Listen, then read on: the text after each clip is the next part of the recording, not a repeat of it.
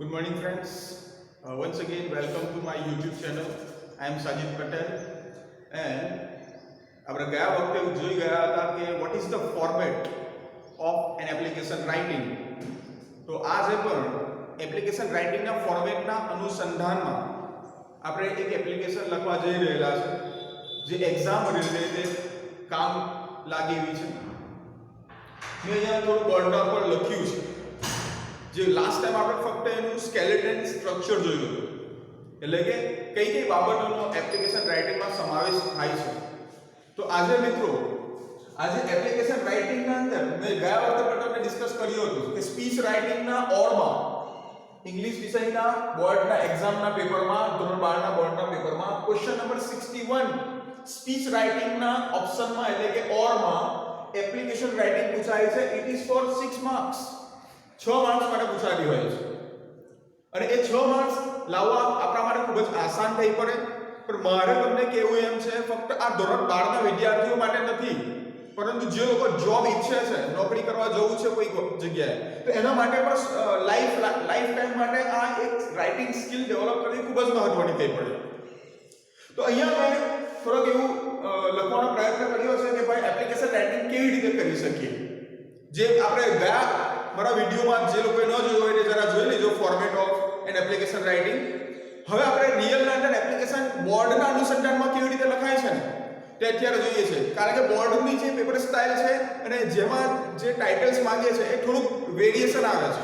Real લાઈફના અંદર જે application કરીએ છીએ એના અંદર અને આપણે જે બોર્ડમાં લખવાની છે એપ્લિકેશન, એમાં બંનેમાં થોડોક તફાવત છે. એ કોમ્પ્લિમેન્ટરી ક્લોઝનો તફાવત છે. એવું તમને આના પછી દર્શાવીશ કે કઈ જગ્યાએ ચેન્જ આવે છે રિયલ લાઈફમાં. ઘણા લોકો શું કરતા હોય છે, જોબ માટે એપ્લાય કરતા હોય તો કોઈ ભણેલી ગણેલી વ્યક્તિ પાસે પોતાનો બાયોડેટા લખી આવવાનું કહે છે. હાલાકે બાયોડેટા ન કહેવાય, બાયોડેટાનો મિલિટરીમાં અથવા તમારે લગ્ન કરવા હોય, લગ્ન માટે તમારો બાયોડેટા અપાય કે તમારા વાળનો રંગ કેવો છે, આંખનો રંગ કેવો છે, હાઈટ કેટલી છે, તમને કેવા કપડાં ગમે, right? That is the personal information you are giving as a biodata in the job of military and matrimonial sites. પણ અહીંયા આગળ જ્યારે જોબ મેળવતા હોય, એજ્યુકેશનલ હોય, એન્જિનિયર હોય, તો એ લોકો એપ્લિકેશન કેવી કરતા હોય છે? તો એ વખતે બાયોડેટા નહીં માંગતા, ફક્ત એની સાથે એજ્યુકેશનલ ક્વોલિફિકેશન હોય છે, વર્કિંગ એક્સપિરિયન્સ હોય છે, કોમ્પિટિટિવ એક્ઝામ્સ હોય છે, રાઈટ? આ પ્રકારની ઇન્ફોર્મેશન અહીંયા માંગવામાં આવે છે. તો આજે અત્યારે આપણે પહેલા જોઈએ તો પાર્ટ 1 મેં તમને ABCD એવા પાર્ટ તરીકે સમજાવ્યા હતા, 1 2 3 4 પાર્ટ એવા સમજાવ્યા હતા. આજે આપણે સ્ટાર્ટ કરીએ છીએ. તો હું અહીંયા લઈ લઉં છું કે હું એક ઇંગ્લિશ ટીચર છું, હજુ મારી નોકરી લાગી નથી, તો કોઈ સારામાં વેકેન્સી પડી છે તો હું એપ્લાય કરવા જઈ રહ્યો છું, રાઈટ? તો હું ટાઈપિંગ કરીશ અથવા હેન્ડ રિટન માંગે છે ઘણી બધી જગ્યાએ, તો કેવી રીતે લખીશ એટલા માટે મેં ટાઈપ નહીં કર્યું, હેન્ડ રિટન અહીંયા લખ્યું છે. તો હું મારા નામથી એપ્લાય કરી રહ્યો છું. હવે એડ્રેસ લખતા પણ ઘણા સ્ટુડન્ટ્સને નહીં ફાવતું, તો એડ્રેસ કેવી રીતે લખાય છે ફ્રેન્ડ્સ એ પર ધ્યાન આપીશું. ઘણા લોકોને એડ્રેસ લખતા નહીં આવડતું પોતાનું.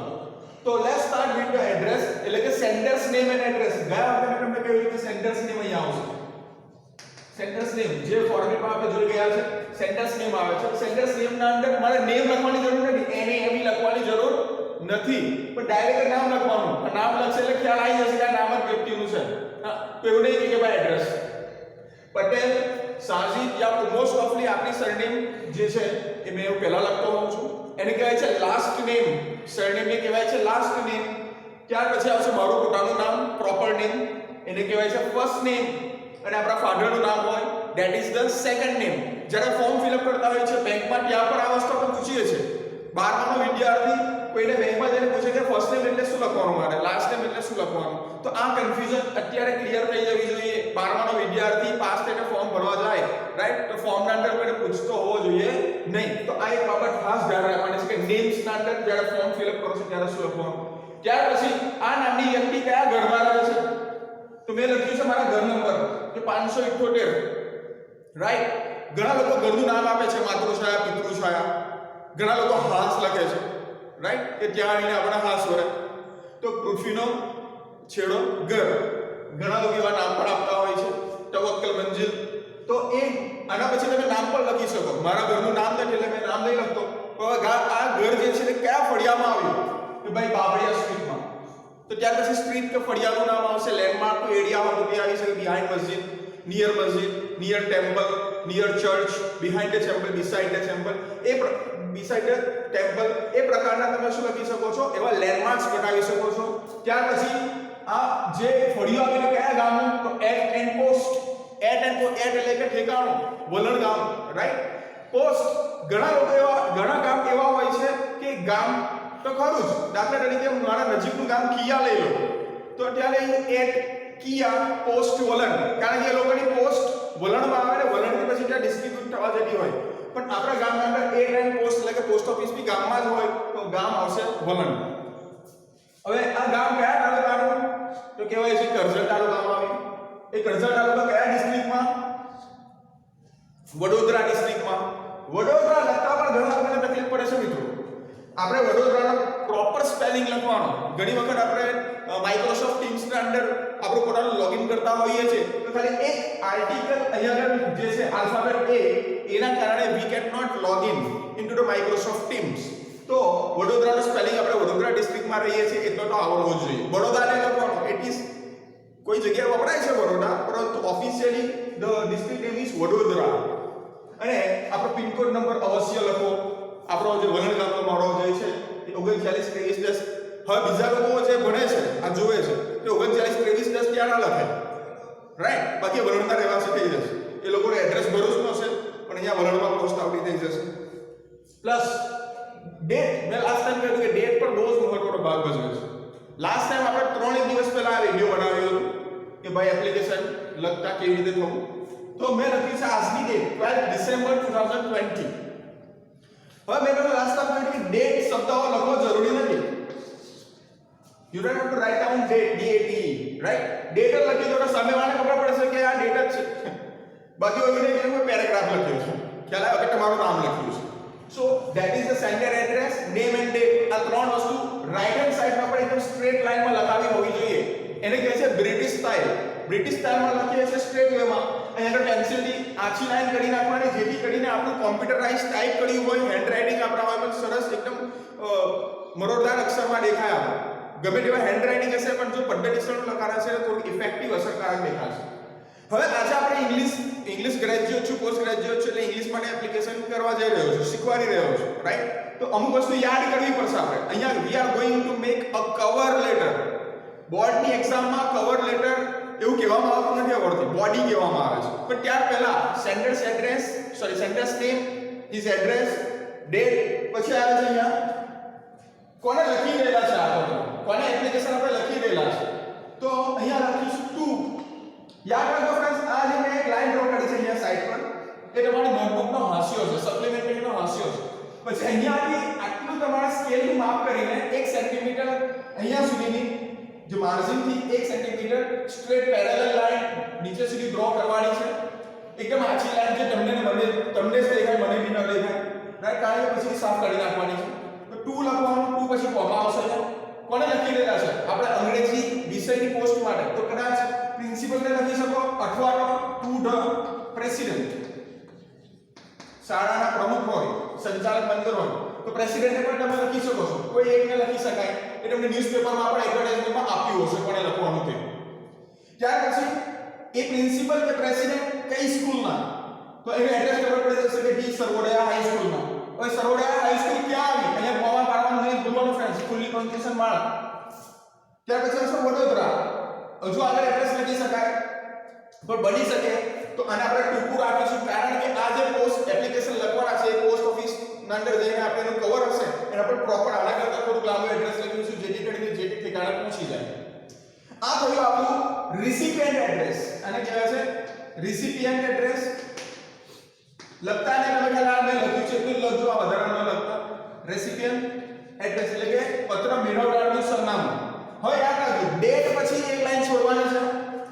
આ સાઈડ આવીને ડેટ પછી એક લાઈન છોડીને લખવાનું છે તું. પછી અહીંયા વડોદરા પછી પણ એક લાઈન છોડવાની છે અહીંયા બ્લેન્ક. પછી આવશે સબ્જેક્ટ. ઘણા લોકો SUB લખી દે છે. SUB ન લખતા પૂરેપૂરું લખજો સબ્જેક્ટ. શું સબ્જેક્ટ છે? N application for the post of. આટલું યાદ રાખી લેવાનું. આ બહુ જ મહત્વની લાઈન છે. N application for the post of. મેં એપ્લાય થઈ રહ્યો છું ઇંગ્લિશ ટીચર, બરાબર છે? કોઈ બીજા વિષયના હોય, Gujarati teacher, psychology teacher, sociology teacher, account teacher, બરાબર, કેમિસ્ટ્રી ટીચર.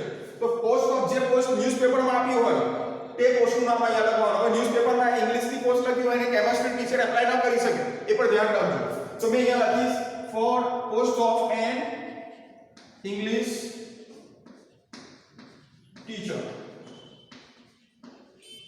આમ લખીશ વ્યવસ્થિત વાંચી શકાય તેમ તો એ ખાલી જગ્યા થઈ ગઈ ફ્રેન્ડ્સ આટલું યાદ રાખવાનું આટલી સ્પેસ એટલા રાખી છે કે તમને યાદ કરવામાં ખબર પડે કોઈ પણ જાતની એપ્લિકેશનમાં આ ફોર્મેટ કામ લાગશે પછી આવશે સલામ નમસ્તે અહીંયા પછી લાઈન છોડશો સબ્જેક્ટ પછી ત્યાર પછી લખશો સલામ નમસ્તે જ્યારે કોઈ વ્યક્તિને ફર્સ્ટ ટાઈમ મળતા હોય તો દુઆ સલામ કરો છો નમસ્તે કરો છો નમસ્કાર કરો છો સલામ કરો છો સત શ્રી અકાલ કહો છો રાઈટ તો આપણે લેટર રાઇટિંગમાં પણ ફોર્મલી એક શબ્દો અમુક આવતા હોય છે કે જે આપણને શીખવાડે છે કે સલામ નમસ્તે કઈ રીતે થઈ શકે તો અહીંયા લખીશું આપણે રિસ્પેક્ટેડ સર અથવા મેડમ જો આપણે ખબર હોય કે પ્રિન્સિપાલ કે પ્રેસિડેન્ટ મેલ છે પુરુષ છે તો આપણે સર લખીએ ન ખબર હોય અથવા મેડમ છે તો મેડમ લખીએ ન ખબર હોય તો સર ઓર મેડમ કરીને પણ લખી શકો છો ત્યાર પછી કોમા લખવું નહીં ભૂલવું અવશ્ય નાઉ નેક્સ્ટ આના પછી પેરેગ્રાફ નહીં પેરેગ્રાફ પાડવાનો છે પણ લાઈન નહીં છોડવાની એ પણ યાદ રાખજો રિસ્પેક્ટેડ સર ઓર મેડમ પછી અહીંયા લાઈન સ્પેસિંગ નહીં છોડવાની અહીંયા પેરેગ્રાફ કરીશું અમુક લોકો પેરેગ્રાફ કેવો કરે છે રિસ્પેક્ટેડ સર મેડમ લખે પણ અહીંયાની પેરેગ્રાફ કરે નો આપણે અહીંયાની 1 સેન્ટીમીટર કે 2 સેન્ટીમીટર બે શબ્દો આવી જાય એટલો પેરેગ્રાફ છોડીશું રાઈટ હવે આ જે પેરેગ્રાફ લખવા જઈ રહ્યો છું ધેટ ઇઝ કોલ્ડ બોડી અને કવર લેટરમાં બોડી બહુ જ મહત્વ હોય છે મિત્રો તમારી ઇમ્પ્રેશન પર આગવી એક છાપ પડતી હોય છે જે વ્યક્તિ મેળવે છે એના પર એક છાપ પડતી હોય છે કે આ વ્યક્તિ કેવી છે તો આ પેરેગ્રાફ દરેકે યાદ કરી લેવાનો વિથ ધ રેફરન્સ રેફરન્સના સ્પેલિંગમાં પણ ગડબડ કરે છે શરૂઆતમાં જો ગડબડ હોય તો તમારી ઇમ્પ્રેશન લેવી પડે અમુક લોકો REF એટલું લખે છે જેવું બોલે છે એવું લખે છે REFE તો એ સ્પેલિંગ યાદ રાખજો with the reference to your એડવર્ટાઇઝમેન્ટના સ્પેલિંગમાં પણ ગડબડ કરે છે ન થવી જોઈએ with the reference to your advertisement appeared in the daily newspaper કે તમારી એપ્લિકેશન લખી રહ્યો છું કયા સંદર્ભે રેફરન્સ એટલે કે સંદર્ભે કયા સંદર્ભે ટુ યોર એડવર્ટાઇઝમેન્ટ તમારી જે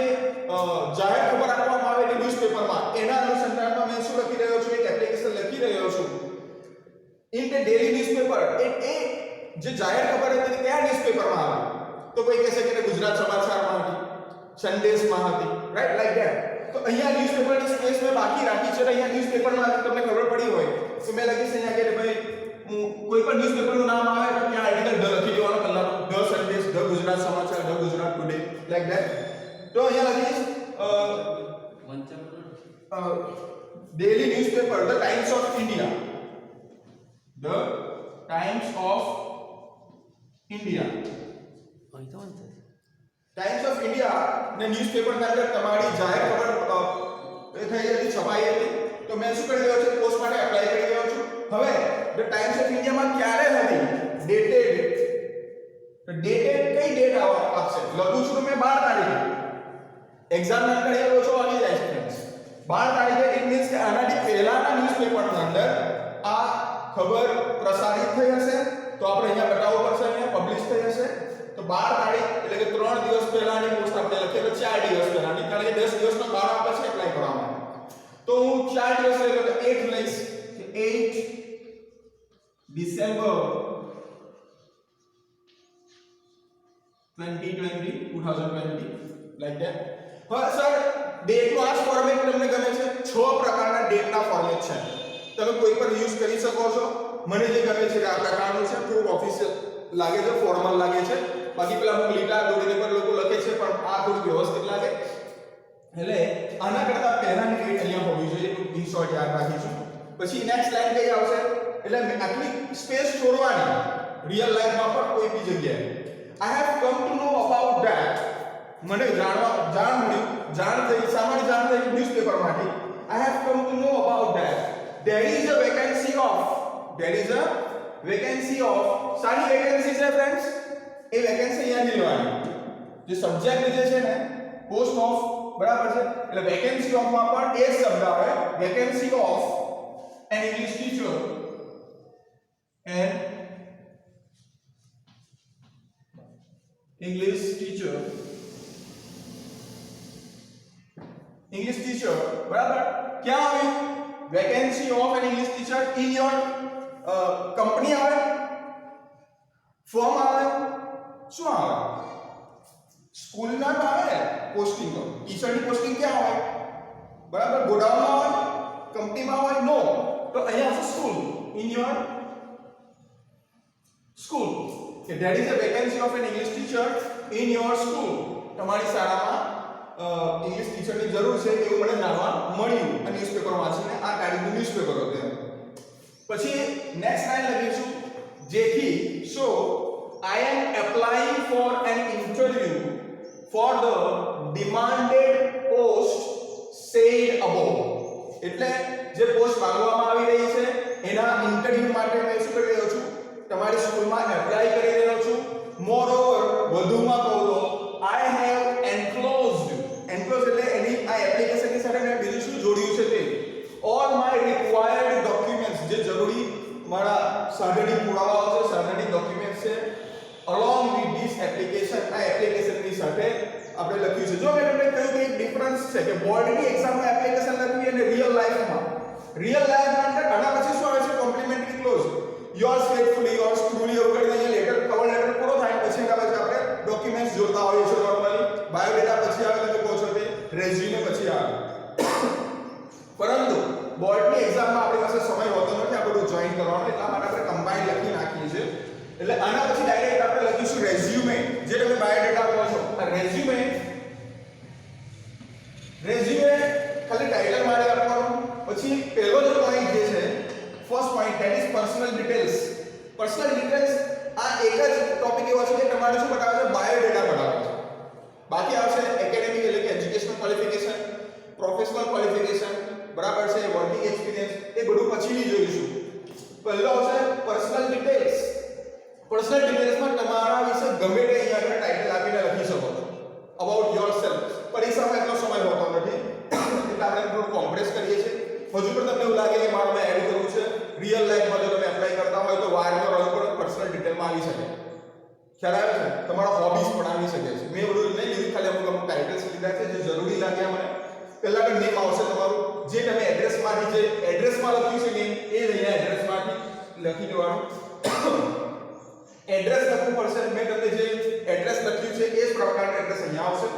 ડેટ ઓફ બર્થ લખવામાં ધ્યાન રાખવું પડશે મિત્રો.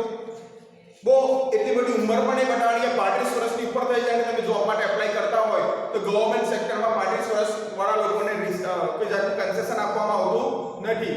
તમે ફક્ત કોઈ રિઝર્વ કેટેગરીમાં આવતા હોય તો કદાચ 5 કે 2 વર્ષની તમને છૂટછાટ આપવામાં આવે તો હું તો કહું છું કે 30 વર્ષ સુધીના એપ્લાય થઈ જાવ અથવા 25 વર્ષ સુધીમાં તમે ડિગ્રી પ્રાપ્ત કરતા હોય છે તો ગણી લેવાનું.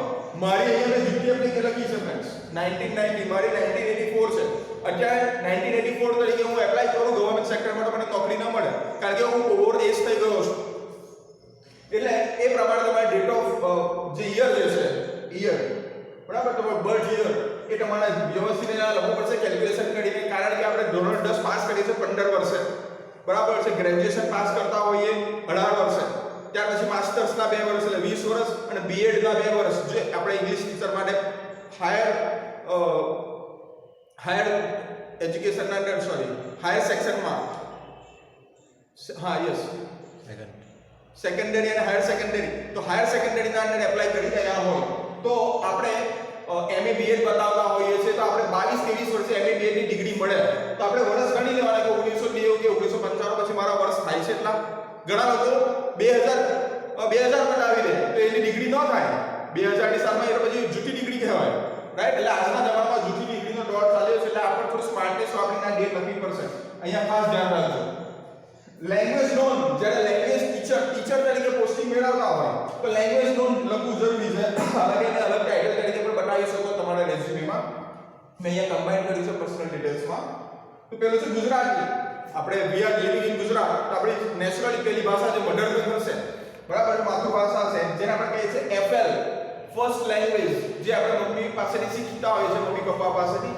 એટલે મેં એફએલ લખ્યું છે અને સ્કૂલમાં પણ તમે એફએલ જ ભણતા હશો જો ઇંગ્લિશ મીડિયમ સિવાયની શાળાઓમાં ભણતા હશો તો ગુજરાતીમાં એફએલ આવશે. પછી સેકન્ડ ઇંગ્લિશ એસએલ શું લખ્યું છે ધેટ ઇઝ સેકન્ડ લેંગ્વેજ અથવા તમે ઇંગ્લિશ મીડિયમમાં ભણ્યા હોય તો એફએલ આવે અહીંયા કે ફર્સ્ટ લેંગ્વેજ અહીંયા પણ આવી શકે. યસ ફર્સ્ટ લેંગ્વેજ તરીકે ભણી આવશો તો આવડે છે બોલતા.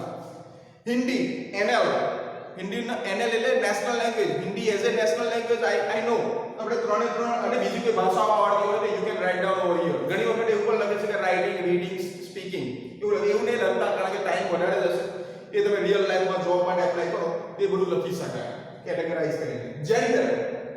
જેન્ડરમાં પુરુષ હોય તો મેલ, હું પુરુષ છું એટલે મેલ લખું છું, કોઈ સ્ત્રી હોય તો ફીમેલ લખે. અહીંયા પણ સ્પેલિંગમાં ગડબડ કરતા દેખાય છે સ્ટુડન્ટ્સ. કઈ રીતે? ઘણા લોકો મેલ લખવાનું કે નાડે લખે છે મેલ, તો આ પત્ર થઈ ગયો. અને ફીમેલ લખવાનું કે તો પણ એમાં ગડબડ કરે છે, ફીમેલ આવે. તો તમારી ઇમ્પ્રેશન આ રીતે નેગેટિવ પડતી હોય, અર્થ બરાબર નીકળે આનો મેલનો, આવો શબ્દ છે રાઈટ. તો આવી ઇમ્પ્રેશન ન પાડવા અને don't write down those kind of wrong spellings in your application. Check ચાલ ન હોવી જોઈએ, એકદમ નીટ એન્ડ ક્લીન હોવું જોઈએ.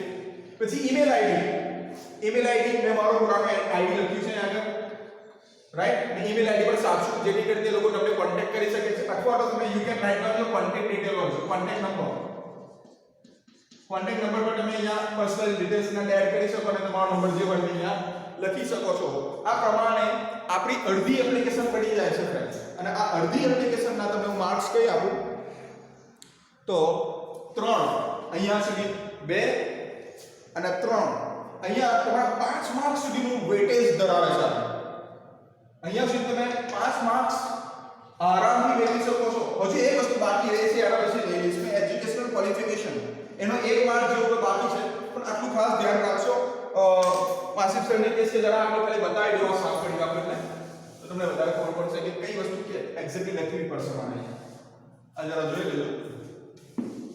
આટલા સુધી લખો એટલે મિનિમમ 4 માર્ક્સ તમને મળશે. અને અહીંયા બીજી વસ્તુ ન ભૂલતા, અહીંયા એક લાઈન છોડીને લખવાનો પ્રયત્ન કરજો જેથી કરીને તમારી એપ્લિકેશન થોડી ભરાવદાર લાગે. એક લાઈન છોડી દેવાની એપ્લિકેશન પર. મારી પાસે બોર્ડ પર એટલી સ્પેસ નથી એટલે મેં છોડી દીધી, પણ આના પછી છોડતો રહેવાની એક લાઈન, એક ટાઇટલ પછી. તો આઈ હોપ કે અડધા સુધી તમને એપ્લિકેશનનો થોડો અંદાજ આવ્યો હશે કે એપ્લિકેશન કઈ રીતે લખાય છે. ઇંગ્લિશ કોર્સની વધારે મહેનત કરવાની જરૂર નથી. જે જગ્યા બ્લેન્ક મેં પહેલા છોડી હતી એટલી જ છોડીને એક ફોર્મુલા તૈયાર કરી લેવાનો. તમે ટાઈપ કરી શકો છો, પણ કેટલીક સ્કૂલ્સના અંદર હેન્ડ રિટન માંગે છે સ્વહસ્તાક્ષરમાં, તો એ રીતે લખી શકાય. આના પછી educational qualification, working experience, references, બરાબર છે, કોમ્પ્લિમેન્ટરી ક્લોઝ, એન્ડ ક્લોઝ. આ ચારે વસ્તુ બાકી રહી છે, એ નેક્સ્ટ વિડિયોમાં જોઈશું. બરાબર છે, એટલે સબસ્ક્રાઇબ કરજો, લાઈક કરજો, કોમેન્ટ કરજો કોઈ વસ્તુ ન ખબર પડી હોય, અને પ્લીઝ આને શેર કરતા રહેજો જેથી કરીને બીજા વિદ્યાર્થીઓને, બીજા લોકોને પણ આ વસ્તુનો ખ્યાલ આવે કે એપ્લિકેશન કોઈની પણ હેલ્પ વગર આ વિડિયો જોઈને પણ એક્ઝેક્ટલી આઈડિયા આવી શકે કે કઈ રીતે લખી શકાય. Thank you for watching my channel friends.